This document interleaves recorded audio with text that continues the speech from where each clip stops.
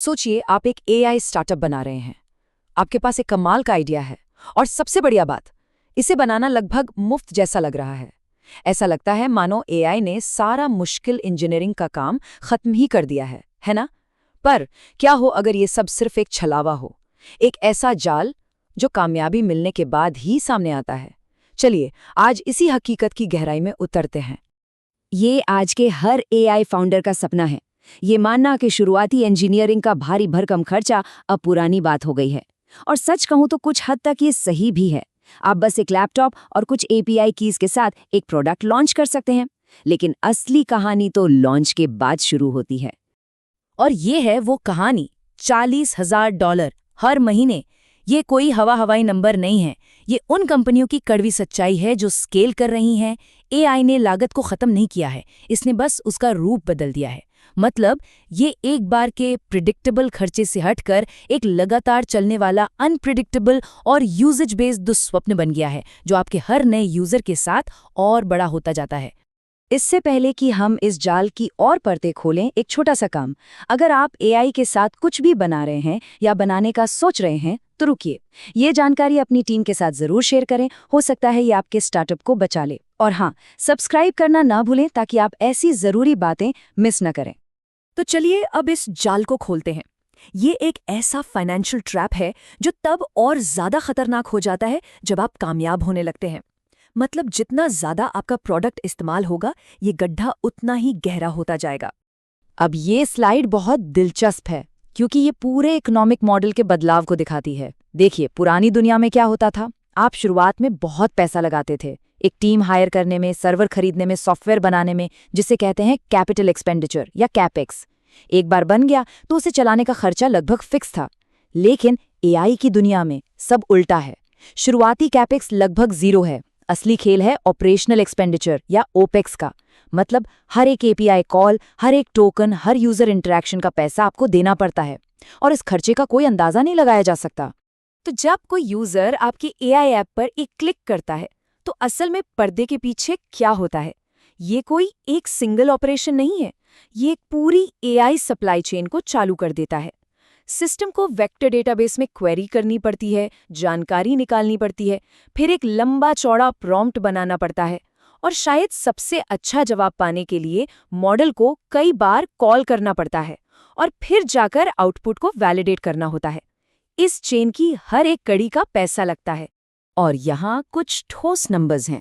हर 10 lakh token के लिए, जो एआई मॉडल के प्रोसेस किए गए शब्द या कैरेक्टर के टुकड़े होते हैं, आप डॉलर्स में पेमेंट कर रहे हैं। ये सुनने में शायद ज्यादा ना लगे, लेकिन सोचिए जब आपके हजारों यूजर्स लाखों इंटरेक्शन कर रहे हों, तो ये लागत बहुत तेजी से आसमान छूने लगती है। हर सवाल, हर समरी, हर कोड स्निपेट सीधा आपके बिल में जुड़ रहा है। लेकिन बात सिर्फ डायरेक्ट यूसेज कॉस्ट की नहीं है। एआई सिस्टम्स में एक और खतरनाक चीज होती है जिसे कहते हैं कैस्केडिंग फेलियर। जरा सोचिए, आपके पास 2 एआई एजेंट हैं, एक कीमतों को एडजस्ट करने के लिए और दूसरा इन्वेंट्री ऑर्डर करने के लिए। दोनों अपना अपना काम बिल्कुल सही कर रहे हैं, लेकिन अगर उन्हें एक दूसरे की खबर नहीं है तो वो एक डेथ स्पाइरल बना सकते हैं। एक एजेंट कम स्टॉक देखकर कीमतें बढ़ाएगा, दूसरा एजेंट बड़ी कीमतें देखकर कम ऑर्डर करेगा, जिससे स्टॉक और भी कम हो जाएगा और ये चक्कर चलता रहेगा। आपकी लागत बढ़ती जाएगी और बिजनेस के फैसले गलत होते जाएंगे। और इसके ऊपर से है ऑब्जर्वेबिलिटी बर्डन। मतलब आप सिर्फ एआई चलाने का पैसा नहीं दे रहे, आप उसे समझने के लिए भी भारी कीमत चुका रहे हैं। आपको हर प्रॉम्प्ट और रिस्पॉन्स को लॉक करना होगा, ये ट्रैक करना होगा कि सिस्टम में एक रिक्वेस्ट कैसे घूम रही है और लगातार ये चेक करना होगा कि एआई कुछ अजीब तो नहीं कर रहा। ये सब बहुत सारा डेटा जनरेट करता है और उस डेटा को स्टोर और एनालाइज करने में भी अच्छा खासा पैसा लगता है। तो असली बात यह है, इस कॉस्ट स्ट्रक्चर की वजह से कई एआई स्टार्टअप्स फाइनेंशियली सस्टेनेबल नहीं है। वो हर नए कस्टमर के साथ पैसा गंवा रहे होते हैं और अब इन्वेस्टर्स भी ये बात समझने लगे हैं। वो अब सिर्फ एक शानदार डेमो से इम्प्रेस नहीं होते, उन्हें प्रॉफिटेबिलिटी का एक साफ रास्ता चाहिए। अगर आप इस इकोनॉमिक रियलिटी की गहराई को समझ पा रहे हैं तो लाइक बटन दबाइए और कमेंट्स में वाइब कोडिंग लिखिए। इससे पता चलेगा कि कौन कौन इस खेल को वाकई में समझ रहा है। ठीक है, तो हमने प्रॉब्लम को अच्छे से समझ लिया है, ये सुनने में थोड़ा निराशाजनक लग सकता है, लेकिन एक सॉल्यूशन है। और वो सॉल्यूशन एआई से बचना नहीं है, बल्कि उसे एक नई कॉस्ट अवेयर सोच के साथ बनाना है। और ये है वो नया गोल्डन रूल। कॉस्ट कोई ऐसी चीज नहीं है जिसे बाद में ठीक किया जाएगा। इसे पहले दिन से ही आपके सिस्टम के आर्किटेक्चर में डिजाइन करना होगा। हर फीचर, हर फंक्शन को सिर्फ इस बात पर नहीं तौलना है कि वो क्या कर सकता है, बल्कि इस बात पर भी कि उसे चलाने में कितना खर्चा आएगा। तो ये होगा कैसे? सबसे पहले एफिशिएंट आर्किटेक्चर डिजाइन करें। इसका मतलब है फालतू के मॉडल कॉल्स को काटना, जो सवाल बार बार पूछे जाते हैं उनके जवाबों को कैश करना, ताकि सिस्टम को बार बार वही काम ना करना पड़े। और हाँ, एक एआई गेटवे का इस्तेमाल करना। ये एक स्विचबोर्ड की तरह है जो आपको आसानी से मॉडल प्रोवाइडर्स बदलने की सुविधा देता है, जिससे आप किसी एक वेंडर पर निर्भर नहीं रहते और हमेशा सबसे किफ़ायती ऑप्शन चुन सकते हैं। दूसरी बात, एआई का इस्तेमाल समझदारी से करें। हर समस्या के लिए सबसे बड़े और सबसे महंगे मॉडल की जरूरत नहीं होती। छोटे-मोटे कामों के लिए एक छोटा, तेज और सस्ता मॉडल काफी होता है। और कभी-कभी तो एआई की जरूरत ही नहीं होती। एक सिंपल डेटाबेस क्वेरी अक्सर एक कॉम्प्लेक्स एलएलएम कॉल से कहीं ज्यादा एफिशिएंट होती है। तीसरी स्ट्रैटेजी, अपने मॉनिटरिंग को स्मार्ट बनाइए। आपको हर एक लॉग को स्टोर करने की जरूरत नहीं है।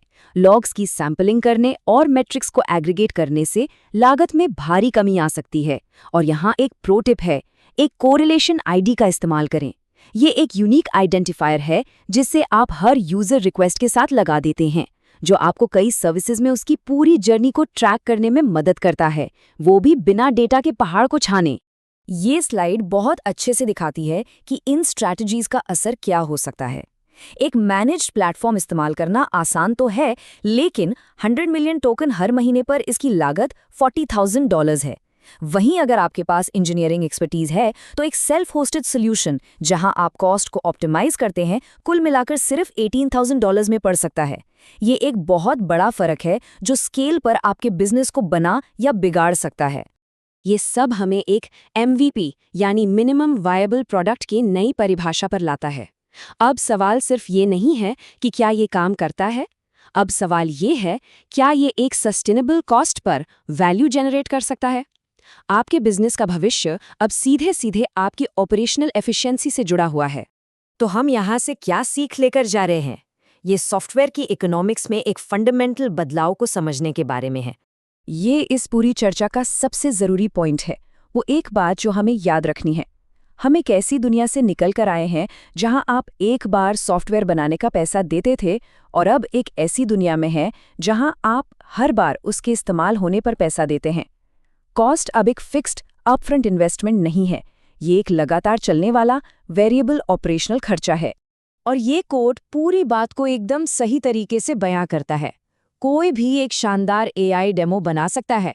असली टैलेंट तो एक ऐसा एआई प्रोडक्ट बनाने में है जो न सिर्फ काम करे, बल्कि जैसे जैसे वो बढ़े वैसे वैसे प्रॉफिटेबल भी रहे। और मैं आपको इसी सवाल के साथ छोड़कर जा रही हूँ। अपने प्रोजेक्ट्स को देखिए, अपने रोड मैप पर नज़र डालिए। क्या आप सिर्फ नई चमचमाती एआई फीचर्स जोड़ रहे हैं, या क्या आप एक सस्टेनेबल प्रॉफिटेबल सिस्टम बना रहे हैं? क्योंकि आखिर में यही एक बात तय करेगी कि आपका एआई स्टार्टअप उड़ान भरता है या एआई कॉस्ट ट्रैप कर एक और शिकार बन जाता है। इस ज़रूरी सवाल पर सोचने के लिए अपना समय देने के लिए शुक्रिया।